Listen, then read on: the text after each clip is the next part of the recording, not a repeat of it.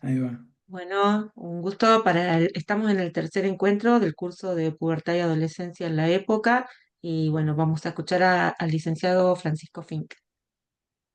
Bueno, buenas noches. Gracias por conectarse, por estar acá. La idea de hoy, bueno, era poder empezar a adentrarnos un poquito en lo que es la época, ¿no? Creo que en estos últimos dos encuentros que tuvimos, pudimos como ubicar algunas cuestiones específicas de la pubertad y la adolescencia y hoy por ahí lo que me interesaría compartir era en relación a qué está pasando hoy en día o qué vemos hoy en día en comparación a otros momentos mismo, a nuestras propias adolescencias, ¿no? Eso es interesante de compartir también. No va a ser muy larga la exposición porque creo que el otro día lo que fue gratificante fue el intercambio que se armó después, así que me parece que eso está bueno, pero bueno, vamos a ir hablando algunas cositas. Sí les voy a compartir pantalla de algunas plaquitas que armé y vamos a ir charlando sobre eso. A ver,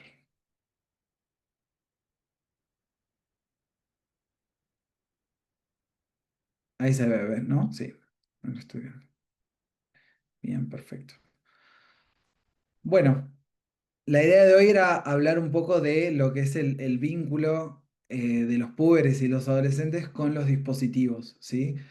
Sabemos que el uso del teléfono, bueno, un poco de lo que veníamos hablando la vez pasada, ¿no? Se ha vuelto completamente regular y está completamente naturalizado, digamos, en la cotidianidad. Y bueno, también ha habido movimientos en base a esto, ¿no? Un poco lo mencionábamos también, que es este movimiento que hubo a partir de la pandemia de mudar todos los colegios a la virtualidad completa y luego hacer cierto retroceso. Creo que la gran mayoría de los colegios acá bueno, en Río Grande, en Tierra del Fuego por lo menos, que es lo que conozco de primera mano, sé que han puesto restricciones al uso cotidiano del teléfono dentro de las instituciones escolares, ¿no? Entonces, es interesante pensar también cómo vamos moviéndonos nosotros con la época, cómo vamos abordando las cuestiones que van pasando y cómo también vamos ajustando en base a lo que vamos viendo, ¿no? Un poco lo que les comentaba la vez anterior tenía que ver con esto, con una experiencia en un colegio donde yo estaba trabajando, acá en la ciudad, donde a partir de la pandemia sí se optó, digamos, o el viraje fue hacia poder plantear que todo se pase a la virtualidad y esto empezó a mostrar em, sí, ciertas implicancias, digamos, en otras cuestiones, ¿no? Como, no sé, la extensión de la lectura y el hábito de la lectura, el hecho de poder incorporar un texto, leerlo, comprenderlo, releerlo, subrayarlo, digo, todo eso se empezó a dejar de lado y se tomó la decisión de volver a esas nociones, ¿no?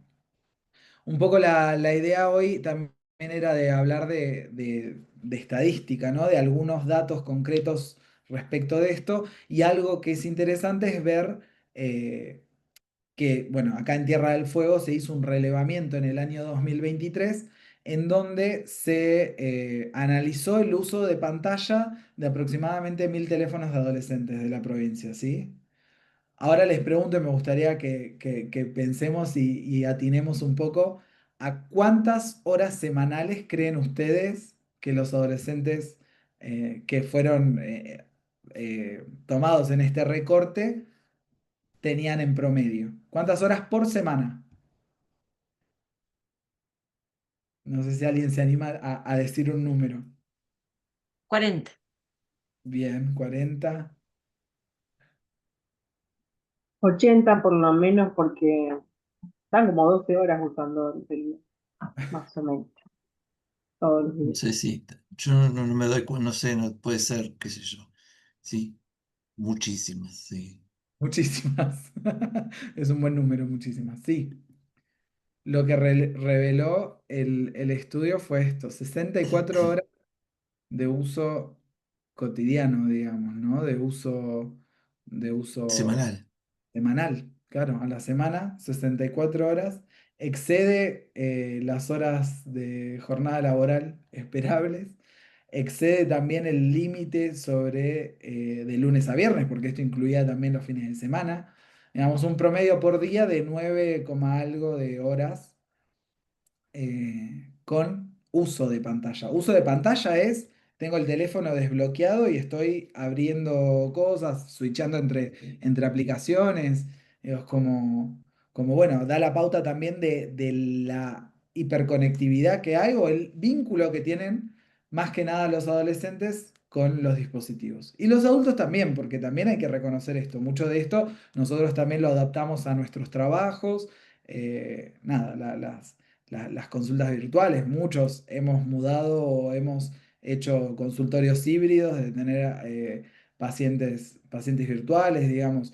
Hay algo de ganancia en eso porque posibilita un tipo de conexión, pero bueno, también influye en el tiempo que uno le dedica al uso de los dispositivos, ¿no? Entonces la idea era como, bueno, ver esto dimensionado así generalmente y ver qué pasa con los adolescentes, ¿no? Principales aplicaciones utilizadas, TikTok, Instagram, YouTube, juegos online como Roblox o Warcraft o Battle Royale, hoy capaz son otros, pero bueno, no sé, sé que Roblox sigue siendo uno de los juegos favoritos por los niños. Y pensando esto también, hablando de púberes y adolescentes, nos podemos ir un poco más para atrás, pensando que hay chicos de 6 años en adelante que ya cuentan con un teléfono, ¿no?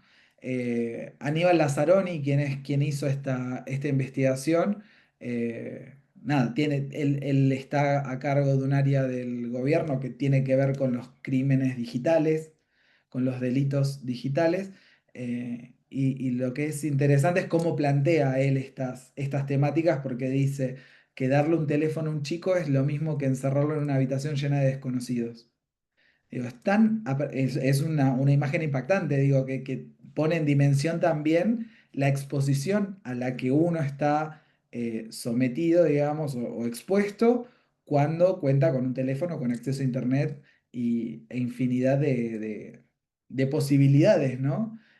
Mismo sabemos que TikTok, por ejemplo, YouTube, tienen como algunas cuestiones vinculadas a la información que manejan en el contenido infantil, por ejemplo. Vos podés poner en esas aplicaciones ciertas restricciones para edades, pero hay cuestiones que se terminan filtrando y si uno se pone a buscar cosas específicas, llega a encontrar, digamos. Entonces, es una posibilidad muy grande, ¿no? Y esto también tiene un correlato en la producción de subjetividad, porque estamos hablando de niños que se inician en el mundo digital, digamos, a muy temprana edad, quedando completamente expuestos a un montón de información.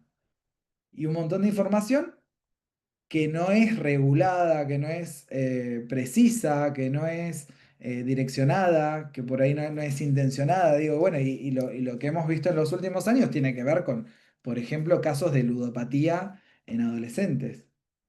Cuestiones de uso desmedido de casinos online, digamos, con las mismas consecuencias que tiene un casino real, digamos, fáctico, ¿no? Es como, la misma compulsión, la misma lógica, el mismo gasto. Yo me acuerdo que hemos tenido encuentros como de diversos colegios para hablar de esta temática y en algunos colegios planteaban las situaciones en donde había chicos que no se gastaban la plata para almorzar para poder jugársela en los casinos online.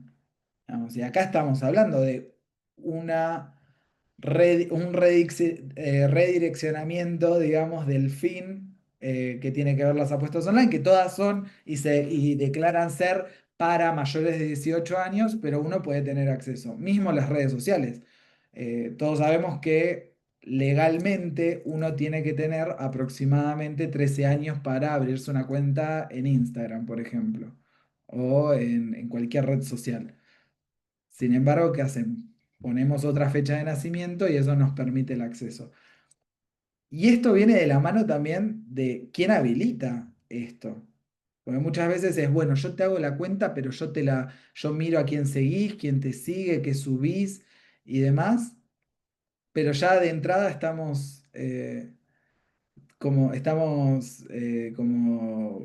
nada, mintiendo con la edad para poder tener ese acceso, ¿no? Entonces esto habla también de la responsabilidad de los adultos, las figuras de cuidado, quienes acompañamos en permitir o no el acceso, ¿no? Hoy por hoy los pediatras sugieren evitar el inicio del uso regular de pantallas antes de los 6 años. Ariel, ¿querías decir algo? Disculpa que te interrumpa. No, que se sumó Débora Alejandra, no sé si la vieron, digo, porque ella no estuvo las veces anteriores. Era eso simplemente. Bueno, hola Débora, bienvenida. Estábamos comentando un poco Hola, cuestiones, Débora. cuestiones que tienen. Ahí te Hola, vemos. sí, acá estoy, acá estoy. Estábamos comentando un poquito cuestiones vinculadas al uso de los dispositivos electrónicos, ¿no? En los otros dos encuentros por ahí hicimos como más un recorrido puntual desde el psicoanálisis sobre los conceptos de pubertad y adolescencia, y hoy la idea era como meternos un poquito más bueno, cómo la época también tiene ciertas exigencias y ciertas posibilidades, ¿no? Y cómo se da en este uso. Bueno. Estábamos hablando de un uso semanal de 64 horas. 64 horas en estas principales aplicaciones también. Y uno dice, bueno, la tecnología es una herramienta, pero hay pibes y bueno, adultos también. Puede llegar a pasar que uno termine scrolleando en TikTok horas sin ver un contenido específico, direccionado, buscado ni nada, sino solo el hecho de ver por ver. Y también eso repercute de alguna manera en el tiempo de espera. Digo, si yo tengo una tolerancia de ver videos de 15 segundos y pasar a otra cosa, y si eso me aburre, paso a otra, y hay una cuestión muy ligada a la inmediatez que es interesante pensar también, ¿no? Porque ¿qué pasa después con el tiempo de espera? ¿Qué pasa después cuando yo quiero dedicarle tiempo de lectura a un libro, por ejemplo, que requiere otro tipo de abordaje otro tipo de intencionalidad, ¿no? Más allá de quedar entretenido de forma pasiva viendo imágenes y sonidos, ¿no? Entonces es interesante también el pensar cuál es el tipo de aplicaciones que están en uso. Bien, respecto del uso de dispositivos en la pubertad y la adolescencia, es un poco lo que veníamos hablando, esto de que la tecnología o los dispositivos sean un medio para la expresión, en forma de compartir mis hobbies, lo que hago, mis gustos, compartir las cosas que me gustan, compartir las cosas que repudio también, ¿no? Y esto en la adolescencia tiene mucha incidencia por el tema de la búsqueda identitaria y de la cuestión referida a los ideales, ¿no? Entonces hay una cuestión interesante en el uso de los dispositivos respecto de la expresión en sí misma, ¿no? Y después hay otras personas que eligen no usarlos para expresión, sino más para ver, compartir y demás, y no interactuar, ¿no? Medio para la comunicación, un poco de esto hablábamos la vez pasada, de esto de la hiperconectividad en soledad también, ¿no? Y acá se me viene a la mente la serie Adolescencia, no sé si la habrán visto. Es una serie que es muy interesante porque es un recorte específico, digamos, ¿no? Sobre la adolescencia, pero también pasaba toda una situación donde había un chico que estaba metido en un problema terrible, y los padres, la posición de los padres era, pero él estaba tranquilo en la habitación, no estaba molestando, estaba solo con su teléfono en la habitación. Y dentro de ese aislamiento, digamos, o esa tranquilidad en la que el pibe estaba pasando toda una cuestión a nivel virtual que tenía tuvo su gran repercusión, ¿no? Esa serie me gustó mucho para ubicar algunas cuestiones. la cuestión de la explosión de ira que el chico tiene en la sesión con la psicóloga. Digo, hay como muchas cuestiones. Esto del lenguaje, el lenguaje que manejan los adolescentes y que muchas veces los adultos quedamos completamente por fuera. Y esto pensado desde la clínica, pero también en el ámbito educativo, me parece que es necesario estar por lo menos informado, ¿no? De los términos que usan los pibes y a qué se refiere con cada cosa, porque tampoco la idea es ponerlos a explicarse, sino que se sientan libres de hablar y uno poder entender también de qué están hablando. Entonces me parece que hay algo generacional en este lenguaje virtual que muchas veces nos deja por fuera, ¿no? Pero bueno, después pasa esto, los chicos están sin salir afuera, sin juntarse, uno los ve como muy ensimismados y están completamente conectados con sus amigos, o hasta con sus propios familiares adentro de la casa, ¿no? Y después como medio para la construcción identitaria tiene que ver con esto que venimos diciendo. Perdón, Sí, Francisco, que te adelante, interrumpa. por favor. Pensé, o lo contrario, o sea, está bueno para pensar, o sea, adolescente que está encerrado en su casa, pero está perfectamente conectado con sus amigos, o adolescentes que están llenos de actividades, que van a vóley, a hockey, y de repente no están conectados con nadie. También, sí. Que eso también puede ser. Sí, sí, sí, No sé. total. Bueno, ahí también preguntarnos qué pasa con esto de sobrecargar de actividades, de ir a un colegio doble jornada y salir, ir a inglés, ir a vóley, ir a hockey, ir acá, allá. Digo, bueno, ¿qué pasa con el uso del tiempo, ¿no? ¿Qué pasa con la conexión, con el tiempo en casa, el tiempo de ocio, ¿no? Que bueno, va en línea un poco, creo que la conversación en el último encuentro viró a esto de la exigencia de una sociedad capitalista también, ¿no? Al ser funcional y que el tiempo de ocio no es tiempo permitido, digamos. ¿Qué pasa con el disfrute, con el hobby, con el hacer algo porque sí, porque me da gusto? ¿No? Pareciera como que no hay mucho tiempo para eso, no hay tiempo. ¿No? Es un poco el síntoma de la época, es la falta de tiempo y estamos corriendo para todos lados. Y viene de la mano también con lo que hablábamos en otro de los encuentros, con la medicalización. ¿Para qué me ayuda la medicación muchas veces? Y para poder seguir corriendo sin un malestar, para poder aplacar un síntoma y seguir con mi vida y ser funcional, digamos, y no parar. Y muchas veces el síntoma, ¿qué es lo que me avisa? Que tengo que parar. Es un llamado, es un llamado de atención. Entonces ahí, bueno, ¿cómo se lo aborda? ¿No? Pero bueno, me parece interesante esta lógica que se da del uso completamente habilitado, completamente socializado y naturalizado de los dispositivos como medios para, que por un lado es súper interesante pensarlo, porque uno piensa la tecnología, cómo empieza a aparecer. Primero empieza a aparecer como avances tecnológicos, primeramente para la ciencia, para la milicia, y después bajan como al humano de a pie, digamos, ¿no?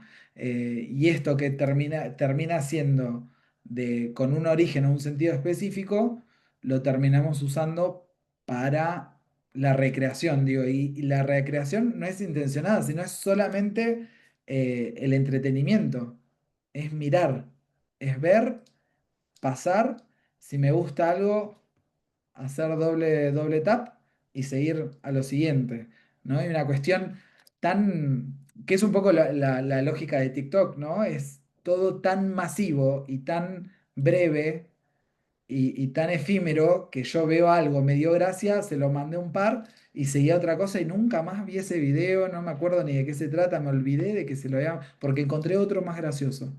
Y después encuentro otro más aburrido. Y es como una cuestión ligada a la inmediatez que, bueno, nada, a mí me llama mucho la atención como síntoma de época. Digo, esto no es del 2025, es lo que venimos viviendo, no sé, del 2000 para acá, digo, ¿no? Del 2000 para acá hemos tenido la mayor expansión tecnológica en el menor lapso de tiempo.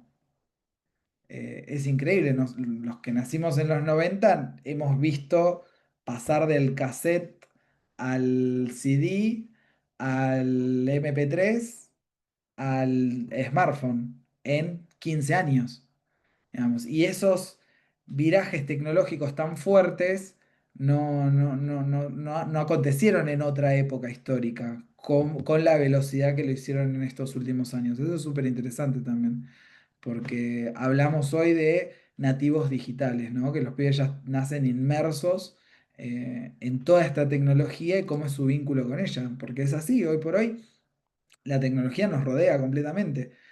Entonces, privar, aislar, querer, o sea, o pretender una cuestión Amish de no nos vinculamos con la tecnología directamente es hasta utópico. Y pasa que, no sé, vos a tu hijo durante los primeros 4 años, hasta que empezó el jardín, evitaste las pantallas y evitaste un montón de cuestiones, y va al jardín y en la sala tiene un televisor así, donde las actividades son todas digitalizadas. Bueno, y ahí hay como un choque, como hasta algo contradictorio, si se quiere, ¿no? Entonces nos lleva como a pensar, bueno, ¿dónde hay que posicionarse acá, ¿no? Que es algo que no sé si lo tenemos claro hoy por hoy, es algo que lo vamos avanzando a medida que va avanzando el tiempo y vamos viendo qué es lo que se puede hacer y qué es lo que esto nos está dejando, ¿no? De a poco. Bueno, esta cuestión del entorno como sostén es algo que hablé puntualmente en el primer encuentro, que tiene que ver con la función del entorno, de quienes nos rodean, de quienes nos orientan, de quienes nos acompañan, ¿no?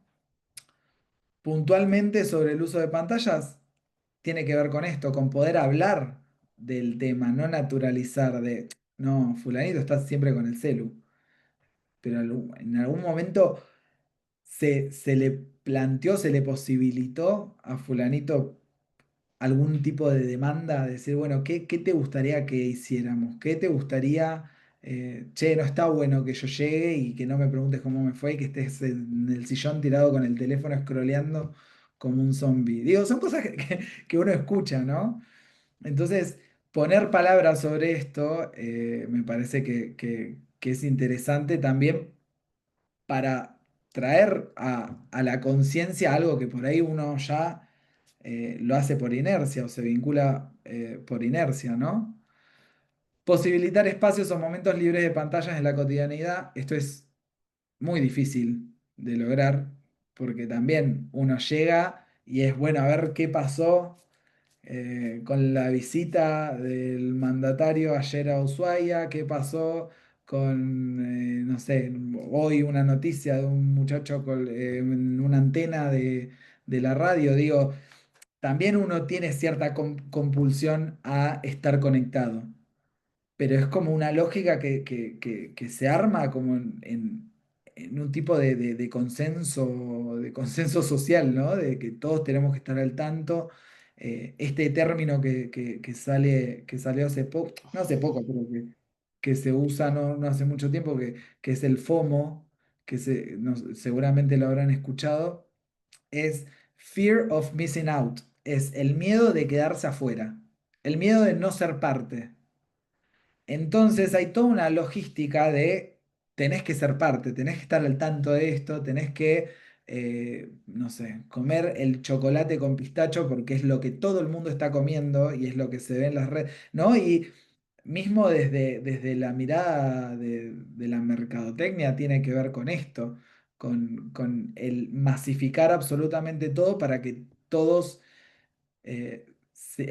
podamos sentir como la posibilidad de ser parte de algo, ¿no? De ser parte, de tener acceso, de nosotros también podemos ser parte de eso que miramos o eso que anhelamos. Entonces se vuelve de manera ilusoria, ¿no? Se vuelve como accesible el poder ser parte.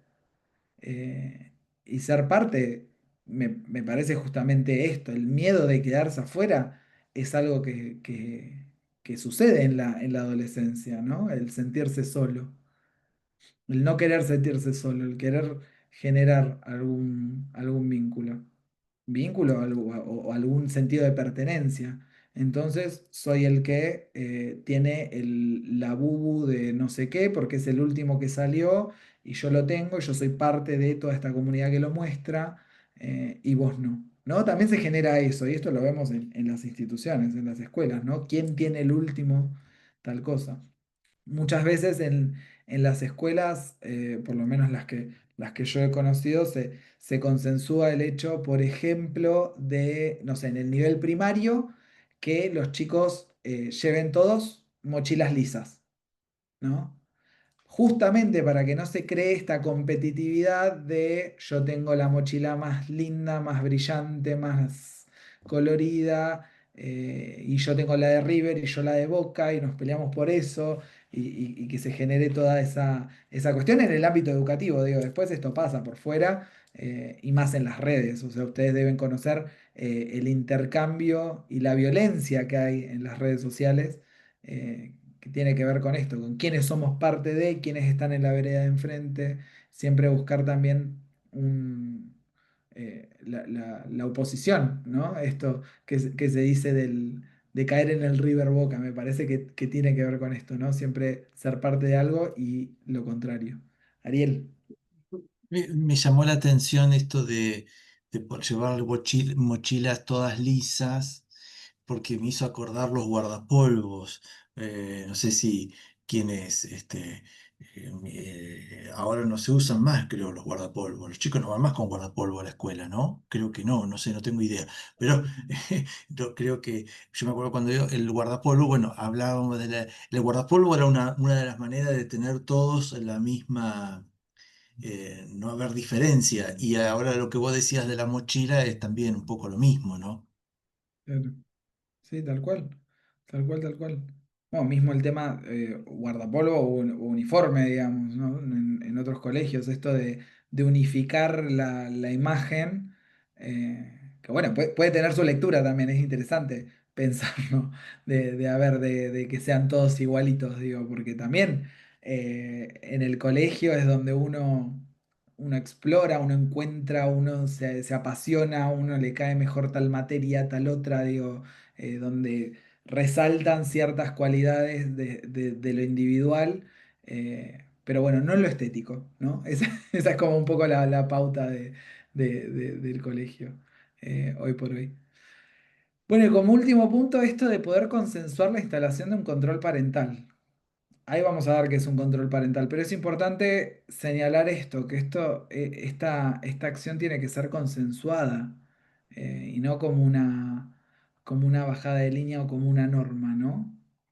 Control parental es un conjunto de herramientas y características para supervisar y gestionar el acceso en dispositivos electrónicos. Establece límites sobre lo que se puede ver, aplicaciones que se pueden usar y tiempo de uso del dispositivo. Se puede bloquear contenido y recibir informes de uso.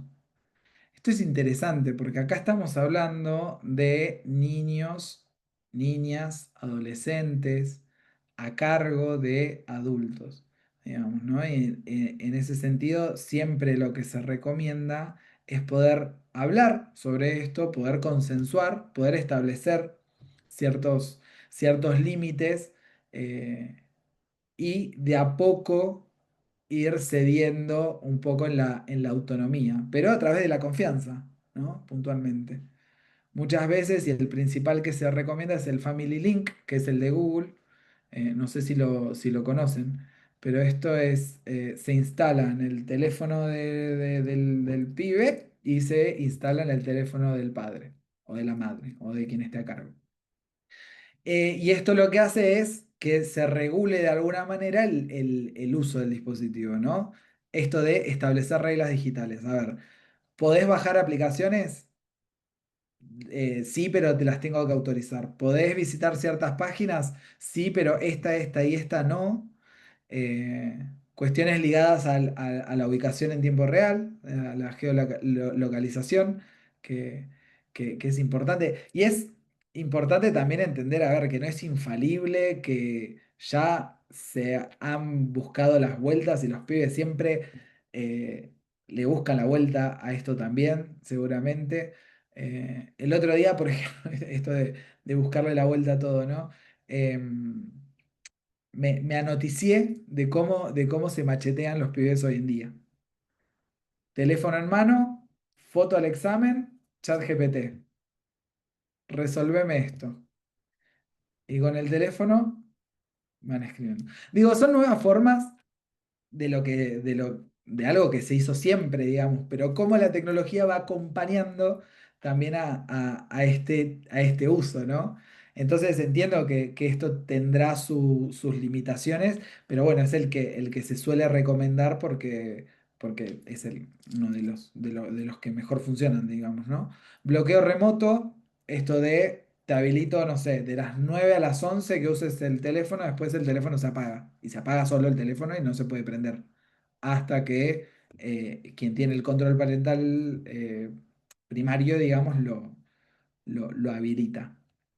Informes de actividad, visitó tal página, bajó tal cosa, no sé qué, digo, como una cuestión de monitoreo, pero que esto tiene que estar dado en un marco de confianza, en el marco de decir, no es para espiarte, es para poder acompañar de una mejor manera, para poder restringir acceso a lugares. Nada, esto lo sabemos, Internet es muy abierto. Nosotros por ahí no, nos criamos en una época donde, no sé, las imágenes de Google no tenían todas las restricciones que tienen ahora.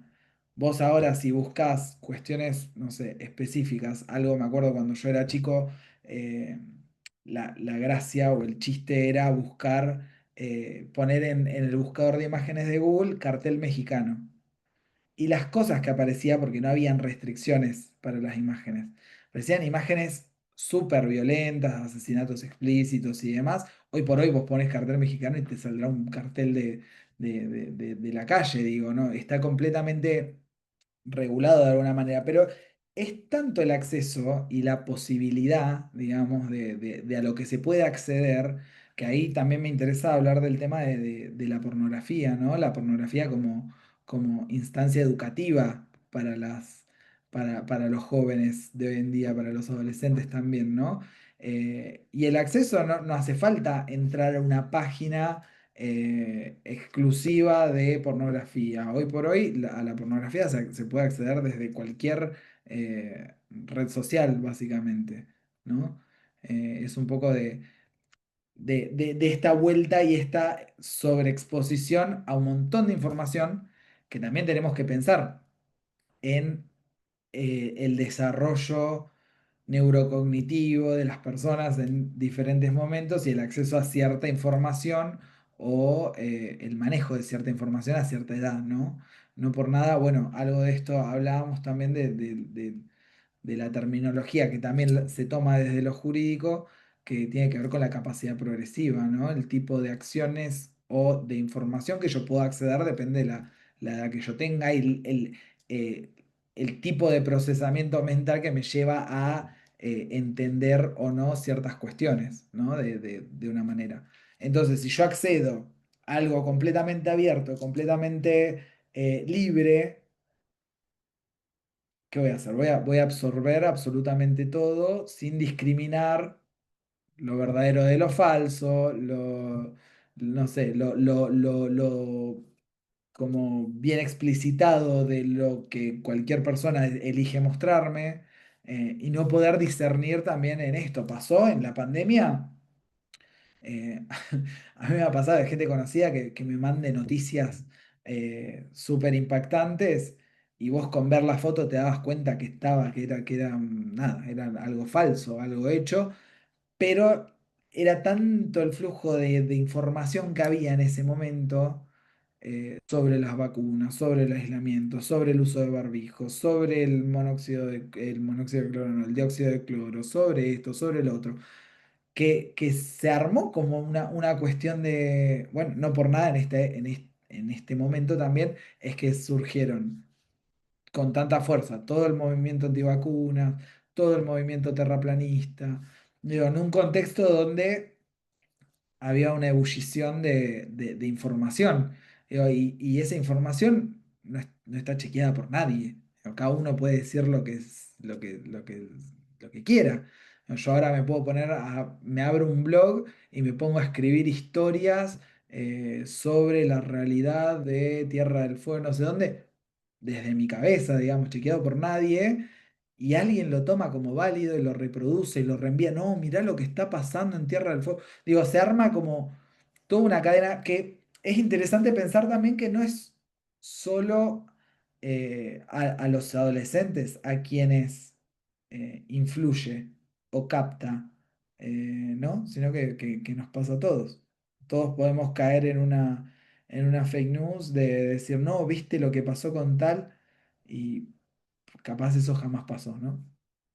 Pero sí me parece importante el tema de la comunicación, ¿no? De pensar eh, esta lógica de la confianza versus la vigilancia. A ver, me parece que no es un sistema de control, no debería serlo, en muchos casos lo es, porque bueno, cada familia lo va a manejar y gestionar de la manera que pueda, que quiera y crea conveniente, pero sí me parece que es interesante llegar a un consenso, ¿no? De, bueno, mirá, vos tenés tal edad, vamos a empezar a usar este control parental para, nada, acompañarte de la mejor manera y monitorear un poco también lo que haces para ver que no andes de nada raro, a medida también que uno va creciendo o uno va ganando cierta autonomía o se va desarrollando y demás, se pueden ir quitando restricciones. No es que es un paquete cerrado que solo se puede bloquear absolutamente todo, sino que bueno, a medida que se vaya ganando y generando cierta confianza, y que vos sabés que el adolescente tampoco es que recontra navega en internet y anda por todos lados, sino que bueno, va a buscar cosas específicas y demás, y se establece ese consenso, se pueden ir retirando algunas de estas restricciones. Eso me parece interesante también para decir que no es algo completamente restrictivo y que hasta los 18 años tenés que estar completamente aislado y monitoreado en el uso del teléfono, sino que también puede ser que esto se vaya modificando. Abordaje institucional tiene, bueno, tiene que ver con lo que hacemos en las instituciones, ¿no? Principalmente educativas. La alfabetización digital tiene que ver con esto, ¿no? Tiene que ver, la alfabetización digital tiene que ver con la forma en la que nosotros gestionamos, producimos, compartimos y demás información generada a través de medios tecnológicos, ¿no? Por ejemplo, saber reconocer lo que es una fake news, como se le dice ahora, una noticia falsa de una noticia verdadera. Poder comprobar las fuentes de un estudio que me parece que en la Universidad de Michigan dijeron que los gatos imitan las personalidades de los dueños. Puede ser, digo, pero hay una forma de ir a chequear que ese estudio esté hecho, ¿no? Digo, es como la alfabetización digital tiene que ver con esto, con el poder aprender y poder tener herramientas para poder discernir y seleccionar de la mejor manera la información. No es lo mismo que yo vaya se acordarán, no sé, por ahí Nico, del Rincón del Vago o de monografías.com, donde vos ibas y tenías, Betty se acordó, donde tenías todos los trabajos hechos de lo que quieras, pero bueno, también era algo inchequeable, era Ahora ir y está la entregar. IA, ¿no? ¿Eh? Ahora está la IA que reemplaza al Bueno, Rincón del Vago. Claro, y pa- el Rincón del Vago le cambiamos un poco la estructura, las palabritas y ya está. Claro, y- era una manera de hacer trampa antes. Una monografía, monografías.com creo que estaba también, claro. que se usaba primero y después Rincón del Vago. Sí. Sí, sí, Siempre sí, tenés la manera de hacer trampa, siempre está. El tema es totalmente. saber cómo usar las cosas, porque también la inteligencia artificial puede ser una excelente herramienta. Si lo usas como herramienta, si le pedís la respuesta y no tiene chiste, me parece. Totalmente. Y Totalmente. lo más probable es que se equivoca si le pedís la respuesta. Esa es otra. Te tira cualquier cosa. Después con qué cara, Mm. mira, profesor. Si te tira cualquier cosa y vos le decís, si vos conocés el tema, he hecho esta prueba también para preguntarle, por ejemplo, a ChatGPT si es que algo es cierto o no, y le pregunto, ¿qué tal autor esto? Y me habla y me fija cualquier cosa, es como que manda fruta muchas veces. pero después le decís, no, mira, no tiene nada que ver con eso, y te dice, uy, discúlpame, te pide disculpas encima. Claro, dice, uy, Corrige, perdón, me claro. Sí, tenés equivoqué, razón. claro, sí, Tenés razón, la pifié. Claro. Bueno, yo he visto trabajos de estudiantes donde se olvidaban de sacar la parte de abajo que, ¿querés que te amplíe esta información o que te arme un punteado de no sé qué? Y te ponían esa, ¿viste?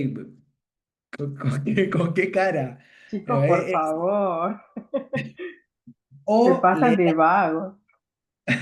O leer algo completamente bien redactado, hermoso, que vos decís, Cervantes revivió y encarnó en este pibe, eh, y que eso también te llama la atención, decir, bueno, vamos a preguntar un poco sobre el trabajo, che, ¿cómo pensaste esta frase?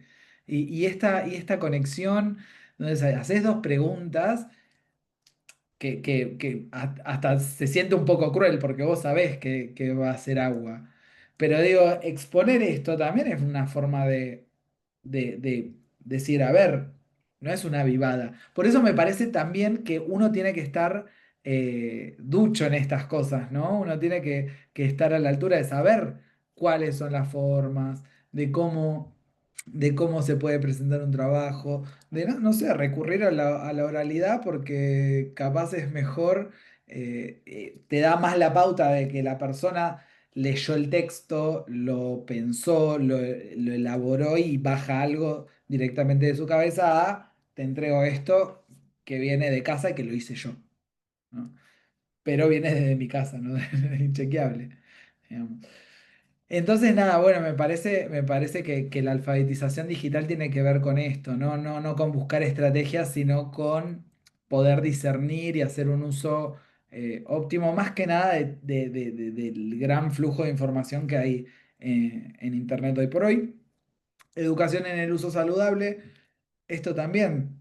Yo creo que pasa algo, que algo de esto dijimos en el encuentro anterior, de que es tanta la tranquilidad de saber que el chico o la chica está tranquilo, mirando algo, viendo una serie y demás, que decimos, bueno, está todo bien, ¿viste? No hay lío en casa, por ende, no pasa nada. Y de repente tenés una familia que pasó toda una semana sin mirarse a la cara y preguntarse cómo estaban, ¿no? O sin poder compartir, no sé, lo mal que me siento porque me pasó esta situación con mis amigos o porque, no sé, las situaciones de acoso escolar, es tremendo lo que está pasando porque ahora exceden el tiempo de colegio. Continúan en la virtualidad las 24 horas. Entonces, el acoso y la violencia es tan constante que tiene sus efectos, por supuesto. Entonces, me parece que pensar en entornos digitales cuidados ayuda también a propiciar como un mejor acompañamiento, ¿no? Y siempre desde este lugar, desde poder aperturar la conversación, desde poder sentarnos un minuto a charlar de si está todo bien. eh, pero no desde la incriminación, ¿no? Pero estás bien, pero decime, porque no te veo bien, ¿no? Sino como esto, tener un poco el diálogo cotidiano de, no sé, de qué pasó en el día. Yo me acuerdo, nada, anécdota personal, ¿no? En mi familia, al mediodía estaba prohibido el televisor. Mientras comíamos, no se miraba tele. Y era sentarnos los seis a la mesa y contar en qué andaba cada uno, pero en un momento de conexión que hoy por hoy se replica en algún punto, ¿no? Tengo, no sé, mi sobrinito que nos dice, ¿qué hacen los teléfonos en la mesa? ¿Viste? Y nos saca los teléfonos y los pone arriba de un mueble. Y digo, bueno, y es ese momentito donde estamos conectados con lo que estamos compartiendo y con el diálogo también. Digo, no digo que sea el ejemplo de, pero tiene que ver con mi historia. No sé, en mi casa siempre fue así, no se veía la tele. Por ende, yo después me iba a mirar tele solo, obvio. Yo me crié con la televisión, más o menos.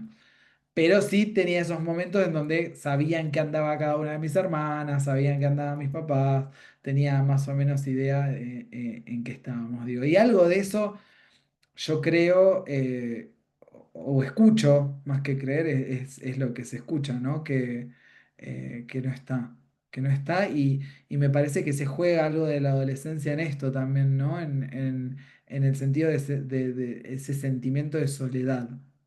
Y ahí tiene que ver mucho la conversación, la comunicación, la conexión, más allá de lo virtual. Yo puedo estar recontra conectado absolutamente todo el día, pero en todo ese día no haber hablado con nadie, no haber usado la voz, ¿no? Y grabo un audio y me sale la voz ronca porque todavía no había hablado con nadie, pero estuve conectado absolutamente todo el día, ¿no? Muchas veces nos pasa esto. Bien, hasta acá esta parte, quería por ahí que podamos compartir un poco sobre qué piensan.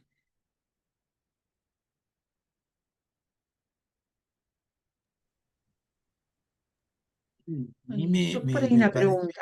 Ah, no, No, no, dale, Karina, dale.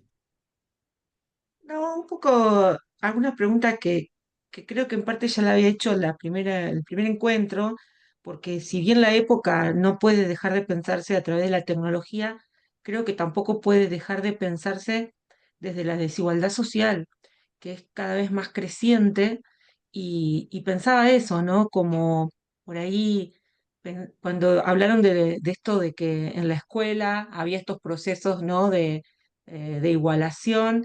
Me acordaba bueno, de una escuela donde yo trabajé en el barrio La Flor, un barrio informal de Rosario, en donde no se lograba que los chicos vayan con un guardapolvo, pero porque uno a veces como que supone familias muy bien constituidas, donde alguien le va a planchar ese guardapolvo, donde alguien va a lavar ese guardapolvo. Entonces, había entrega de guardapolvos que duraban, qué sé yo, 15 días y después nadie, o sea, no se usaba el guardapolvo, pero por ese motivo no se lograba, digamos, eh, instalar. Y también pensaba en que tenía chicos de 11 o 12 años que recién se estaban alfabetizando. Entonces, esos procesos de desigualdad social y de acceso a la tecnología, y pensaba esto, ¿no? Como que sociológicamente, que me parece que tu enfoque también incorporó mucho esto, ¿no? De cuestiones más sociológicas que también nos atraviesan a todos. em, y esto que vos por ahí marcabas, Francisco, de la primera vez, de diferenciarlo de lógicas que más allá de esta diferencia de clase, tienen que ver con tiempos lógicos de procesos de identificación o de un otro referente que tiene que ver con el que ocupa una función de adulto que capaz que no es la familia, como que esa situación que más allá, por ejemplo, no sé, buscar pertenecer. Entonces, por ahí quería preguntarte un poco más de cómo vos lo venís pensando, esta tensión, ¿no? Entre cuestiones que uno puede pensar como desde el psicoanálisis, ¿no? Como lógicas más que la situación de la pertenencia, por ejemplo, todos las vamos a tener que, o de algún modo identificarnos, vamos a tener que hacerlo de alguna manera, y estas lógicas que por ahí, no sé, hay que pensarlas en cada situación, ¿no? En cada escuela, en cada barrio, en cada lugar. No sé, y gente con hambre o gente con, no sé, viste, no sé si se entiende lo que quiero decir, que también la época es cada vez más desigual.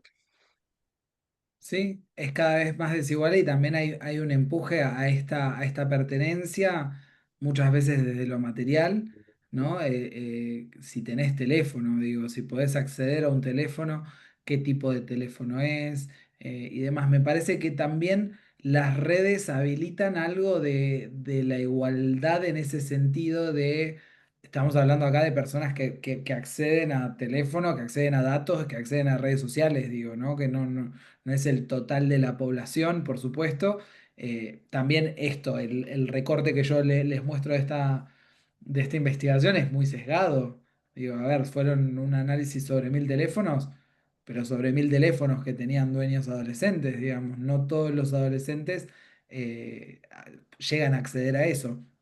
Pero sí me parece que hay una lógica de igualarse, digamos, o de ser parte o de llegar a, por ejemplo, con lo que es un reto viral. ¿Viste? Hacer el bailecito de tal persona, tal bailarino, tal cantante y demás. Y vos ves una diversidad de personas haciendo eso, siendo parte de la conversación, siendo parte de la moda. Me parece que va por eso, por, por ese lado en esos casos de no quedarse afuera. Pero sin embargo, hay que pensar, por supuesto, que hay muchos sectores en donde no está puesto el foco en esto, en ser parte de ese lugar. Está puesto el foco, ¿no?, en un montón de otras necesidades que tienen que ser cubiertas. Me parece que esa diferenciación, digamos, o esa desigualdad siempre está, pero más allá de eso hay procesos lógicos, que es esto lo que planteábamos la otra vez, ¿no? De que hablábamos de tiempos lógicos. Y maneras hay. Yo creo que la producción de subjetividad se da en todos lados, de diferentes maneras, y en la medida en que uno pueda acceder, estando en sociedad, por supuesto, ¿no? No estamos hablando acá de estos niños que se crían con lobos y esas cosas, pero sí digo del proceso de subjetivación de una persona se da en diferentes, en cualquier ámbito social, de alguna manera. Es esto que mencionaba Ariel la vez pasada, de por ahí, bueno, el Edipo no es el nene varón que se enamora de la mamá. Bueno, por ahí hay un nene que no tiene mamá y que no se quedó sin participar del Edipo justamente porque no tenía mamá. No, alguien ocupa ese lugar de alguna manera. Sí me parece que esto está muy atravesado por una cuestión de capitalista, digamos, de tener o no tener. Claro, Sí, pero me parece, Francisco, que el tema acá, o sea, claro, hay desigualdad social, pero el empuje al goce es para todos. O sea, gozar del último teléfono celular, que parece que digamos que esto que vos lo usabas la palabra esa FOMO. O sea, quiero decir, digamos, todos parece que estamos organizados por el objeto A y por lo que nos diga, porque el lugar que ponen a la sociedad a ese objeto ujú, capitalista que toma las vestimentas del objeto A, que nos ordena y que todos queremos llegar, y hoy en día será el último iPhone y mañana será la ropa, pero evidentemente las clases sociales más desfavorecidas son más, digamos, están más expuestas a estar arrasadas, en mi opinión, por el capitalismo, porque tienen, digamos, las carencias básicas y aparte las mismas exigencias de consumir que tenemos todos, de consumir más allá de consumir, porque parece que la sociedad nos empuja, porque bueno, estamos hablando de la adolescencia, la sociedad empuja al adolescente a gozar con, con estos bienes. Y ahí está, por ahí problematizar eso, digamos, para pensar una clínica, ¿es necesario? ¿Hasta dónde? sí, sí, ¿cuál es Eh, el límite? ¿Cuál es el límite? O hay deseo ahí? Porque para mí no es deseo. Es gozo desde el super yo. Sí, totalmente. Ariel, ¿vos querías decir algo? No, los estaba escuchando, me parece muy interesante lo que dijiste, Francisco, qué bueno, me gustó. Aparte este estudio que se hizo, que estabas planteando, ¿no? Eh, Me parece muy importante esto de poder reunirnos y poder pensar juntos. Yo creo que lo que hay que me parece fundamental, aunque seamos muy poquitos, no importa, no desalentarse, de que los que estamos, los que estamos adultos, poder juntarnos, poder charlar, pensar, porque es lo que hace que podamos tener una mejor intervención con los adolescentes, ¿no? Todo lo que vos planteaste recién, Francisco, me parece fantástico, pero supone que haya adultos. Total. Si el adulto es más chico que el mismo adolescente o tiene conflictos como tendría un adolescente, se va a encontrar con que se va a pelear se va a confrontar van a ser dos adolescentes no Ajá. sé, o adolescentes, ¿no? Lo mismo en un espacio institucional, lo mismo si la escuela o los directivos, los docentes, quien fuere, no están ubicados en el nivel de adulto, los conflictos van a ser conflictos entre adolescentes. Me parece. Por eso que vos lo que estabas planteando, eso del celular, el uso responsable, significa que tiene que haber adultos. Y hoy me parece que la sociedad actual, por eso yo comparto también la idea de capitalismo, esto no lo podemos pensar fuera del capitalismo, del empuje al goce que decía Nicolás, eh, me parece que nos tiende a igualar a todos. Entonces hace que el adulto, al contrario, sabe menos de tecnología muchas veces que el adolescente, por ahí, ¿no? Y entonces, ¿qué le va a bloquear al adolescente si el adulto, qué sé Se yo, te los escapa adultos de mi igual. edad saben menos el adolescente te va a hacer te va a cambiar las cosas y vas a quedar afuera, el que queda bloqueado es el adulto casi. Pero bueno, ¿cómo que iba? No sé. Creo De- que uno es el que queda afuera al final, porque el chico siempre, el adolescente es muy vivo y entonces él nació con esta cultura digital. Nosotros nos venimos a meter en esto que es el mundo de él y en esta era digital. Ellos nacen con la tecnología, es una cosa que la tienen innata. Que un chico de 3 años te maneje una tablet, a veces lo sentás y decís, rarísimo esto, pero... Y nunca le explicaste, porque vos nunca te sentaste a explicarle al chico, que mirá, esto se hace así. No, no sabes cómo, pero el pibe agarró la tablet, agarró YouTube y puso su video de Plim Plim y se terminó. Claro, Bebés, bebés haciendo así. también, después también se veía que había muchos chicos que también se le retrasaba el tema del lenguaje. ¿Por qué? Porque estaba con la tablet, entonces no había interacción con los adultos, o sea, con los que lo cuidaban o con los que tienen alrededor, con su familia. Y eso también, pero bueno, volviendo al adolescente, el chico en cuestión, que, por ejemplo, yo tenía vinculado el Gmail mío con el joven en cuestión, y él tenía 95 cuentas más, que después me di cuenta y dije, ah, pero soy una pava, este chico me dejó afuera. Totalmente. Bueno, cómo se manejan con Instagram hoy en día es la cuenta principal y la secundaria. Y la secundaria secundaria, ¿no? Y que por ahí no tienen ni una foto, ni foto de perfil, ni el nombre, ni nada, pero suben a historias de mejores amigos todas sus dramas, su comunicación, sus palos para la otra persona, sus dolencias amorosas.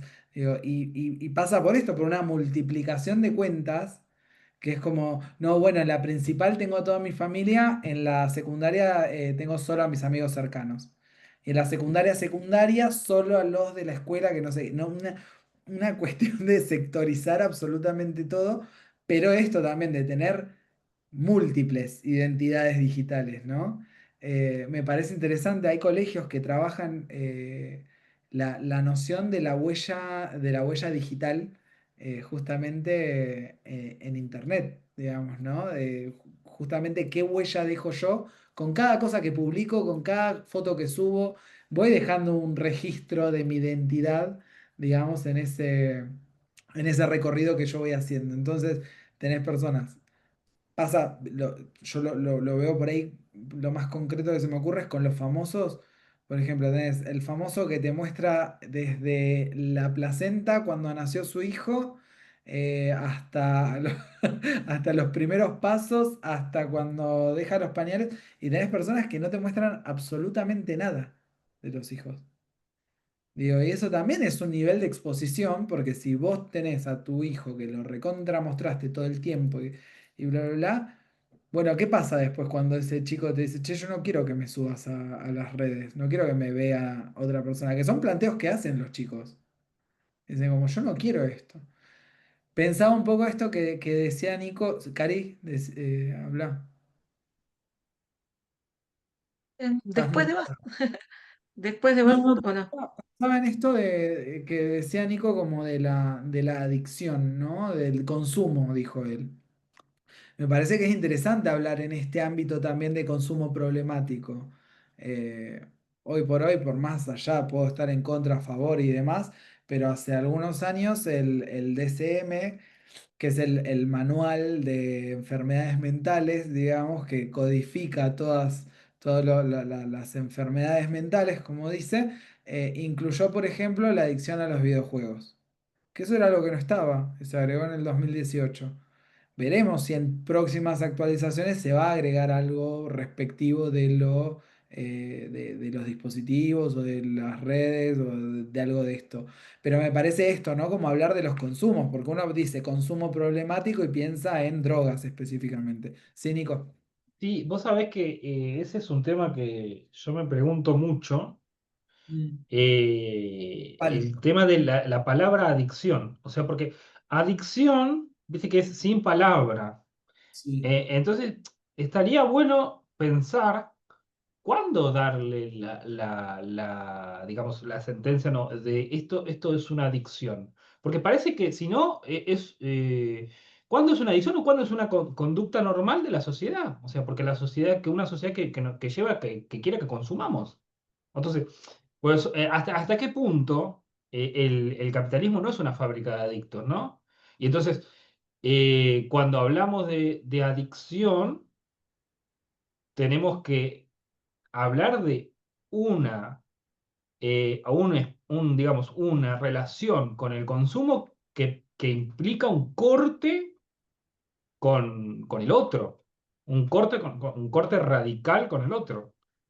Ujú. Pero bueno, es un tema. Yo la verdad que me gustaría seguir estudiando este tema, hacer un cursito o algo, pero me parece interesante. O sea, ¿cuándo es adicción? ¿Y hasta qué punto no somos todos adictos en cierto sentido? Si extendemos un poco, hacemos como el DSM, que empezamos a sacar trastornito del Sin ítems, ¿no?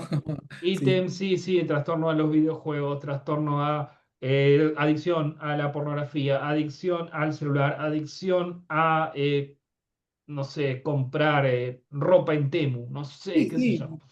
Por eso yo, bueno, en ese sentido prefiero hablar como del consumo problemático, que es cualquier cosa, no importa el qué, no importa el medio, pasa cuál es mi actitud alrededor de eso y cómo mi vida se entrelaza en obtener o hacer uso de ese consumo, ¿no? Y me parece que hay una diferenciación que es interesante hacer entre uso, abuso y adicción. ¿No? El uso como algo discontinuo, como algo ocasional, el abuso como un consumo más frecuente, pero no compulsivo, y ya hablar de una adicción cuando estamos hablando de una dependencia exclusiva, ¿no? De un impulso irrefrenable, de tener hasta ciertos síntomas de abstinencia cuando yo no accedo a eso. Andás acá. Situación, niño de 12 13 años que está todo el día con el teléfono, o con la Play, o con la tablet. Andá a sacárselo un día. El ataque de ira que te vas a comer. Que te vas a comer. Digo, esto lo vemos en los niños que nos rodean, lo vemos En clínica de niños. en clínica de niños, totalmente. Sí, una cosita, ya que, perdón, me gustaría que Débora se presente, ya que está, no sé si está. Bueno, después. Hola, Débora. Sí, sí, Débora, ¿podés poner Ahí la está, cámara? Débora. Sí, no, no, nos interesaría que nos cuentes cómo llegaste, cómo tuviste Yo sé que ayer mandaste, me pediste el coso, pero ¿cómo qué podés, cómo llegás? No se No, escucha, ¿eh? Débora.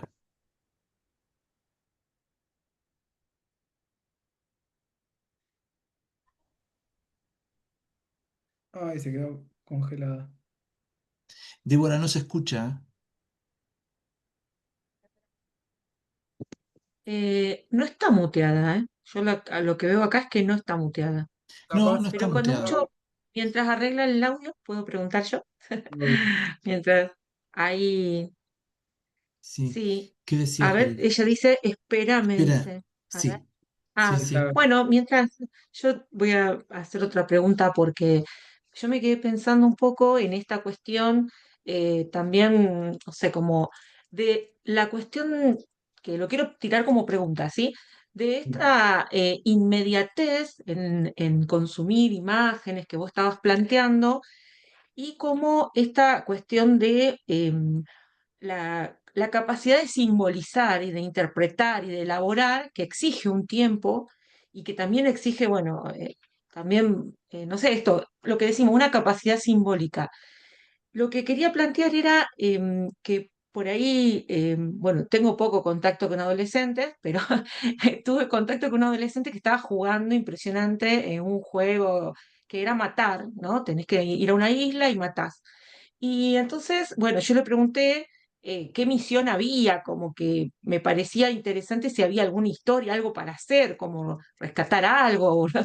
Y lo que me dice es, antes había una narración que sostenía el juego y que eso se perdió, digamos, como que quedó directamente la acción del juego y que ya la historia nadie la seguía o no interesaba. Y un poco esto que vos planteás, un poco esto de la inmediatez en las imágenes, como sin un tiempo de elaborar qué es verdad, qué es mentira, para qué sentido. Entonces también pensaba cómo esto impacta en esta cuestión no sé, como del conocimiento y de esto que vos decías, de poder contrastar si esto es verdad o si esto no es, o sea, si, no sé cómo decirlo, como no ese resultado, sino tener control sobre el proceso de ese conocimiento que estoy recibiendo y poder chequearlo y poder, no sé, como no tener esa inmediatez de ese resultado, porque pensaba en esto que decían, bueno, el adolescente hace trampa o se la va a ingeniar, pero creo que también cuando muchas veces sacan esa foto que vos decías a un parcial, muchas veces creo que tiene que ver con eso, de la inmediatez, de no darse ese proceso y a la vez un poco de desesperación, de no poder resolverlo, de no poder darse el tiempo para resolver eso, porque para poder resolverlo solo, tenés que hacer un proceso de mucho tiempo, de pasos, de dedicarle para poder resolverlo. Entonces digo, ¿hasta qué punto es trampa, hasta qué punto es una desesperación de que me piden esto y no lo sé hacer y tengo un resultado y ya está, lo busco resolver de esta manera? ¿Cómo afecta también el modo en que los estudiantes el puber o el adolescente como estudiante va construyendo esta capacidad simbólica? No sé si se entiende la pregunta o está muy desubicada o digo por el hecho de, no sé, de la capacidad de simbolizar y de recrear eso, ¿no? Como Esa, esta esa, inmediatez parece esa algo puramente consumo, ¿no? No sé si se entiende lo que quiero preguntar, pero bueno, va por ahí. Sí. Este ejemplo que decías del juego, me acordé del Fortnite, por ejemplo, que es un juego que es eso, son partidas donde se tiran a todos en una isla y hay que quedar primero. No hay historia, no hay función, hay algunas misiones y qué sé yo, pero es esas partidas que duran 5 10 minutos, 20 como mucho, y después, una vez que gana alguien, se resetea y se buscan nuevos jugadores, y son 100 personas en una isla que van a matarse. No hay, no hay más que eso, digamos. Y pensaba en esto que decía Ariel la vez pasada, de que en la adolescencia no hay palabra, ¿no? Y también, ¿qué pasa con este cerebro, digamos, o esta mente adolescente que está en ebullición, ¿no? Busca también experiencia. Esta subjetividad, vamos a decir. Claro, bueno, ¿qué pasa con esta subjetividad que está en ebullición? Digo, pienso también porque también es cuerpo, ¿no? Es una ebullición que se da a nivel corporal también. Entonces, puede conducir de alguna manera a la búsqueda de experiencias fuertes, sensoriales, inmediatas, digamos, que nada, tengan como ser cierta vivencia de poder en algún momento. ¿Viste? Que está ligado como a esta noción también de la omnipotencia, de yo puedo con todo, yo resuelvo, yo hago, yo sigo. Y hay toda una lógica armada ahí en donde no hay un tiempo para la simbolización. Eso se va a ir dando, se va dando en ese proceso, pero de entrada es pura experiencia, nada, eso, pura vivencia fuerte, digamos, ¿no? Esto también me parece interesante cómo se liga con esto del consumo problemático, ¿no? Esta falta de autorregulación ayuda, no es lo mismo un pibe, no sé, yo que tengo 33 que me meta a jugar a un casino online para ver cómo es, qué sé yo, que tenga ganas de gastar mi plata, vaya, lo hago una vez, sabiendo hasta dónde puedo gastar, sabiendo hasta dónde... Que ojo, eso no me exime de que yo pueda caer también en una cuestión de consumo problemático, pero digo, el adolescente como que todavía no tiene esos mecanismos para contrarrestar toda esta impulsividad, sino que eso se va a ir logrando de alguna manera, ¿no? Y lo otro es la estimulación que hay a la sensación de placer en la ganancia, ¿no? En si yo gano, en si yo mato, en si yo tengo 100 likes en mi foto, en si tengo 100 reproducciones en mi video y mañana 200 y me hice viral y tengo un video con 1 millón de reproducciones en TikTok y no sé qué. Digo, hay como una cuestión de la recompensa de la inmediatez que es interesante pensar al nivel del procesamiento de la autorregulación, digamos, si se quiere, de esta búsqueda de sensaciones intensas. Digamos. Entonces se da como toda una conjunción en ese momento que por eso me parece interesante poder ponerle palabra, porque es lo que le falta, digamos, es acompañar en poder simbolizar, en que una persona si está mal y se siente sola en el mundo y siente que nada está bien, pueda hablarlo, pueda ponerle palabra a cómo se siente, no tenga que ir a poner su cuerpo para significar o elaborar eso que le está pasando. Digamos. Pero esto es algo que pasa porque es lo que decíamos de los tiempos, ¿no? Tiene que ver con un proceso que no va de la mano del tiempo, de la edad en sí, son procesos que se van a ir dando, pero sí me parece que se da, se dan todos los elementos justamente para que esto ocurra, ¿no? Buscar la inmediatez, buscar la satisfacción inmediata. Vuelvo al tema de la pornografía, no porque lo quiera meter sí o sí, pero sí me parece esto, ir a buscar lo explícito, lo direccionado y lo específico, eh, primero, le quita el lugar a la fantasía porque la fantasía no está, la estás viendo ahí, no hay un procesamiento de que yo me imagino tal cosa, no, voy y busco lo que me interesa ver, lo busco y lo veo ahí. Y la satisfacción, ir a buscar directamente esta cuestión, ¿no? De satisfacer algo que necesita ser satisfecho en ese momento. Entonces hay una cuestión ligada a lo inmediato y no hay tiempo de espera, que me parece que eso es algo que se va trabajando desde la infancia, no es lo mismo el desarrollo de los pibes a un niño al que yo le di absolutamente todo y no dejé que pueda mediar algún tiempo de espera o saber que no todo ya, a alguien que se crió sabiendo que tiene que esperar tal cosa, ¿no? La tolerancia a la frustración que se desarrolla en un caso y en el otro es evidente. Entonces me parece que tiene que ver con eso. No sé si respondí o me fui mucho. Débora, ¿pudiste Gracias. solucionar, saludar? Hola, sí, ¿ahora me escuchan? Perfecto. Bien, bien, bien.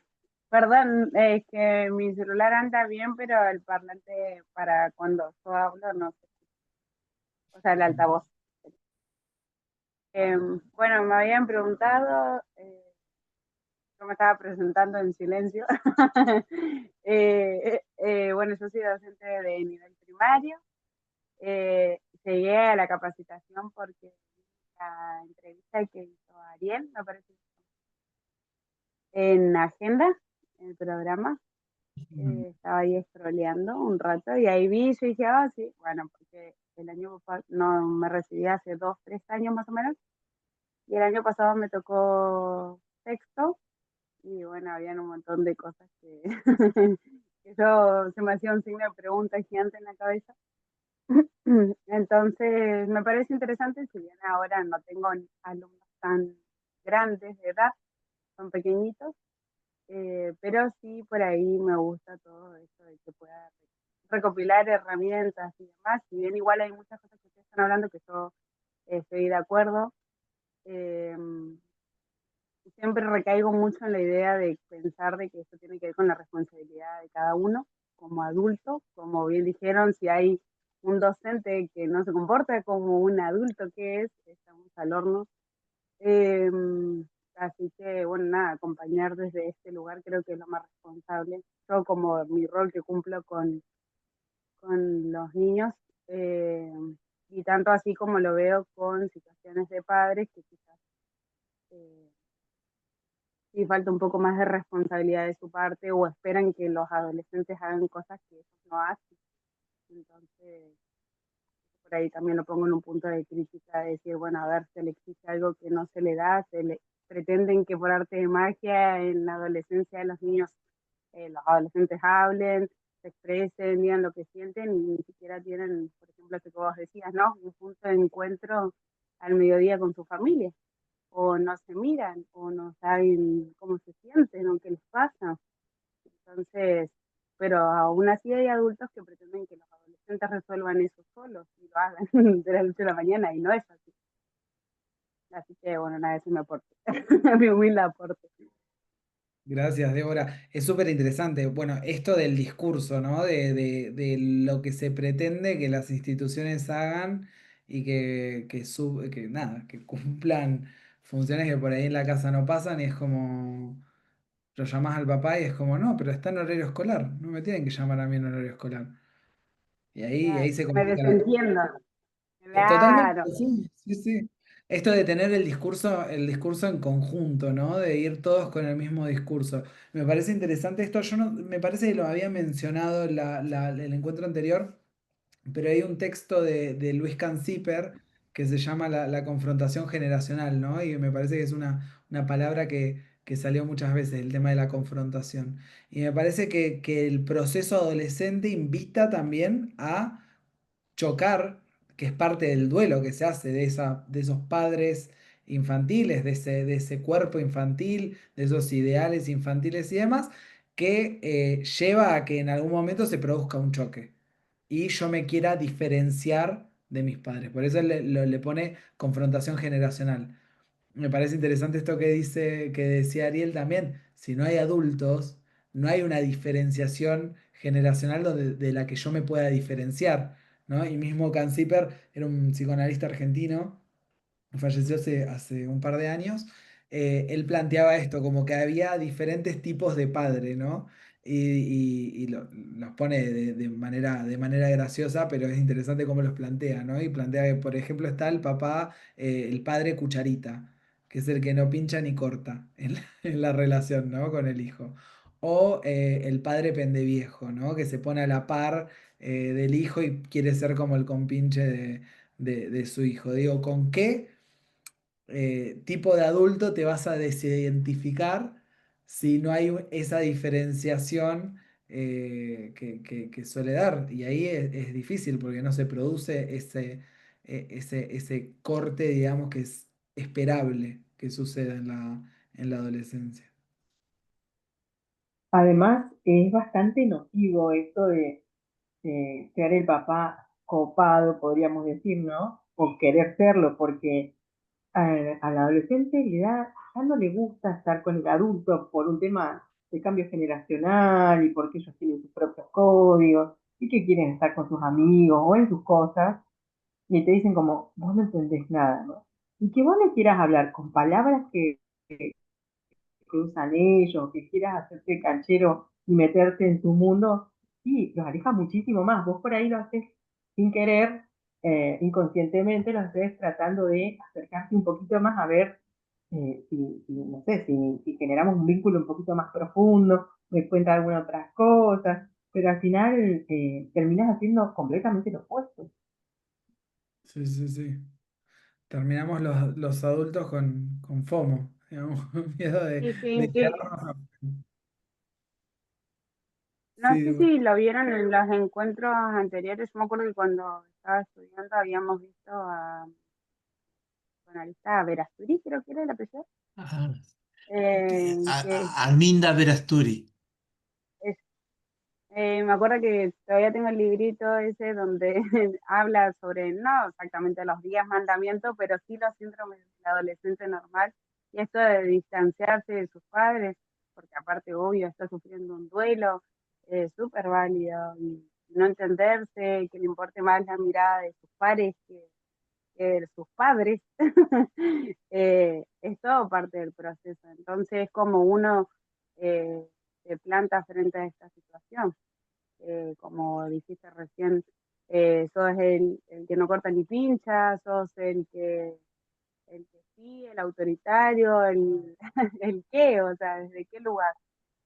tal Pero cual. sí, para mí me parece muy importante esto de decir, está bien lo que estás viviendo, está bien esta búsqueda de la identidad, está bien, todos lo hemos vivido y la vida del adulto corresponde, no sé, hacer estos encuentros y nutrirse de más herramientas, porque no es fácil, no es sencillo.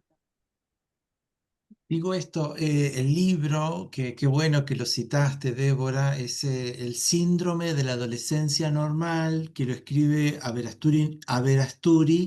Arminda Verasturi y Mauricio Nobel. Es un clásico. Viste que el hijo de Nobel, que es un psicoanalista que vive, argentino, que vive en España, dice que el padre después se arrepiente cuando esto del síndrome de la adolescencia normal por el tema de la normalidad. Sí, Digo esto porque es muy interesante porque es un libro muy clásico de dos psicoanalistas argentinos que murieron en la década del 70, principio de la década del 70, más o menos 74. Y ahí escriben que hay tres duelos que tiene que hacer el puber, el duelo. Bueno, no hace falta que lo diga, ¿no? Los tres duelos que tiene que hacer, que es el proceso, ¿no? ¿Dónde hiciste la carrera, Débora? ¿Acá? en ¿Acá? el ICE, sí, en el Don Bosco. Ah, mira. Ujú. Vos, Betty, también estás haciendo la carrera, ¿no? De docencia. No, no, yo estoy haciendo trabajo social, Ah, trabajo social. claro. Ah, qué interesante, qué Sí, lindo. sí, sí, es muy lindo, sí. Sí, es muy lindo y Es a además tengo distancia, la ¿verdad? docente en casa. Sí, sí, es a distancia. Es a Está re distancia, bueno. es todo virtual, pero es re linda la carrera, sí. Y hay mucha lectura, es muy entretenida también. Ah, bueno, no te aburrís entonces. Si les parece si les parece la grabación, la podemos dejar hasta acá y nos quedamos charlando un ratito más.